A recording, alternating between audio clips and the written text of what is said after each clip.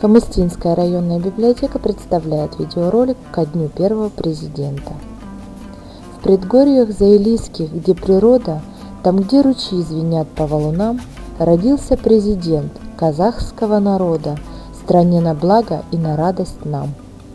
Родители, обычай соблюдая, накрыли для народа дастархан, и мальчику, хорошего желая, назвали по-казахски Нурсултан. Он рос среди казахов и учился заветам предков, грамоте, уму, как будто знал, не просто он родился, а что великий путь начертан был ему.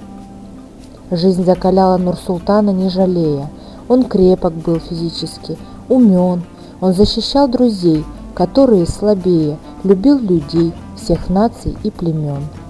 Учился в школе он без замечаний, любил читать он книги допоздна.